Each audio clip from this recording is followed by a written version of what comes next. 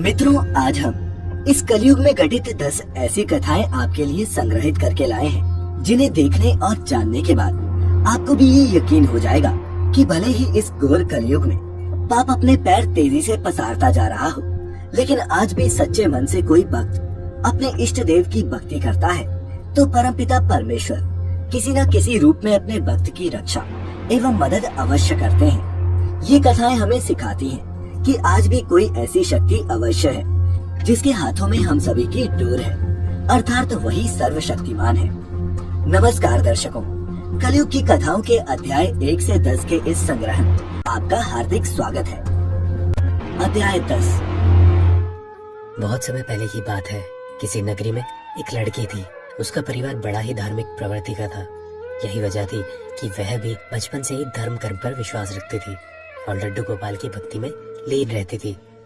वह लड़की लगभग हर माह लड्डू गोपाल के दर्शन करने वृंदावन जाती थी और वहां लड्डू गोपाल के दर्शन कर वापस अपने घर आती। धीरे धीरे समय बीतता गया और वह बड़ी हो गई, पर उसने कभी भी वृंदावन जाना नहीं छोड़ा। कुछ समय बाद उस लड़की की शादी हो गई। फिर भी वह अपने ससुराल से हर माह लड्डू गोपाल के दर्शन करने वृंदावन जाना नहीं भूलती थी।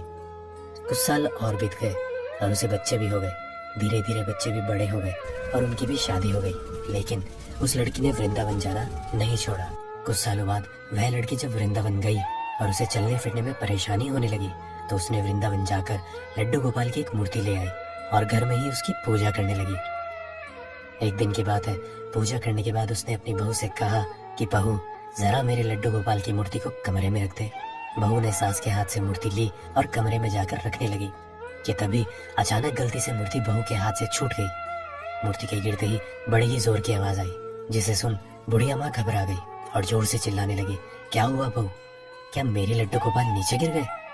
यह सुनकर बहू बोली, जी माँ जी, लड्डू गोपाल की मूर्ति गलती से मेरे हाथों से गिर गई। यह सुनकर बुढ़िया माँ और जोर से चिल्लाने लगी और रो रो कर कहने लगी, जाओ और डॉक्टर को जाकर बुला लाओ, मेरे लड्डू गोपाल को चोट लग गई होगी।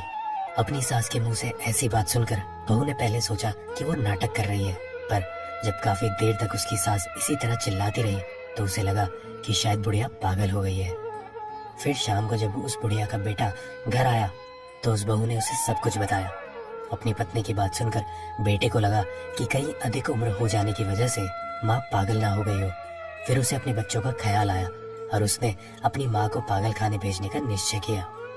पर कहते हैं ना कि भगवान अपने भक्तों की हमेशा मदद करते हैं, और यहाँ भी यही हुआ। उस बुढ़िया के पड़ोस में एक बड़ा ही नेक और समझदार आदमी रहता था।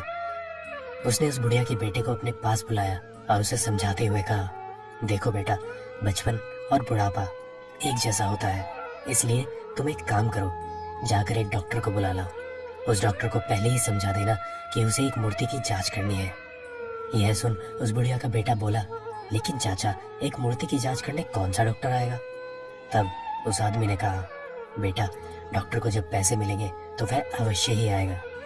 इस तरह तुम्हारी माँ को पागल खाने भी नहीं जाना पड़ेगा और उसकी जिद भी पूरी हो जाएगी। उस आदमी के समझाने पर बुढ़िया का बेटा समझ गया और एक डॉक्टर के पास गया। डॉक्टर को उसने सारी बात बतलाई। पहले तो डॉक्टर को लगा कि यह कौन सा पागल उसके पास आ गया है। फिर बुढ़िया के बेटे ने डॉक्टर को कहा कि डॉक्टर साहब, आपको कुछ नहीं करना है, बस मेरे घर जाकर मूर्ति के जांच के बाद बस इतना कहना है कि इस मूर्ति में अब कुछ नहीं बचा है, ताकि मेरी माँ को तसल्ली मिल जाए। इसके बदले आपकी जो भी फीस होगी वो मैं दे दूंगा। यह सुनकर डॉक्टर राजी हो गया। अगले दिन सुबह सुबह वह डॉक्टर बुढ़िया के घर आया और आते ही बोला, बुढ़िया माँ, कहाँ है तेरा लड्डू गोपाल?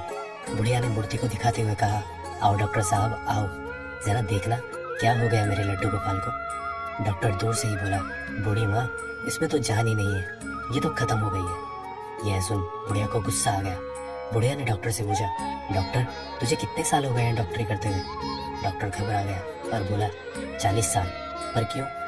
बुढ़िया ने कहा, 40 साल हो गए हैं डॉक्टरी करते हुए, पर अभी तक ये समझ नहीं आया कि मरीज को हाथ लगाए बिना उसकी बीमारी का पता नहीं चलता।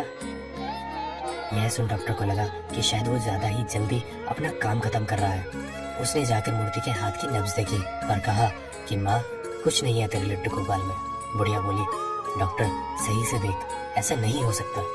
डॉक्टर ने इस बार मूर्ति के सीने पर हाथ लगाया और फिर बोला, माँ, अब कुछ नहीं है तेरी इस मूर्ति में। यह खत्म हो गई है। फिर भी उस बुढ़िया को विश्वास नहीं हुआ। उसने डॉक्टर से कहा, बेटा तुम लोगों के पास जो मशीन होती है जरा उससे चेक करके तो देखो। डॉक्टर समझ गया कि बुढ़िया माँ स्टेथोस्कोप की बात कर रही है। यह सुन उस डॉक्टर ने अपना स्टेथोस्कोप निकाला और उसे मूर्ति की छाती पर लगाया। मूर्ति में से जोर जोर से धक धक की आवाज आई। यह सुन डॉक्टर हैरान हो गया। उसे अपने कानों पर विश्वास ही नहीं हो रहा था। उसने बार बार चेक करा और हर बार धक धक की आवाज आई। उसके बाद उस डॉक्टर ने उस बुढ़िया के पैर पकड़ लिए और बोला, माँ यह दुनिया जो तुझे पागल कहती है ना, असल में यह दुनिया ही पागल है, जो इस मूर्ति के पीछे छिपी तेरी भावना को नहीं देख सकी। इस मूर्ति में जान नहीं थी, यह तो तेरी श्रद्धा और भक्ति थी कि इस मूर्ति में भी जान आ गई। तो मित्रों, उम्मीद है कि आपको इन सभी धार्मिक कथाओं से कुछ न कुछ मार्गदर्शन अवश्य ही मिला होगा। ऐसी सभी आध्यात्मिक वीडियोस के लिए जुड़े आज ही हमारे साथ और सब्सक्राइब कर। इन कथाओं को अपने दोस्तों और सगे संबंधियों के साथ साझा करने के लिए इसे अभी फेसबुक या व्हाट्सएप पर शेयर करें। फिलहाल आज के लिए इतना ही। अब हमें इजाजत दीजिए और वीडियो पूरी देखने के लिए आपका तहे दिल से बहुत बहुत धन्यवाद।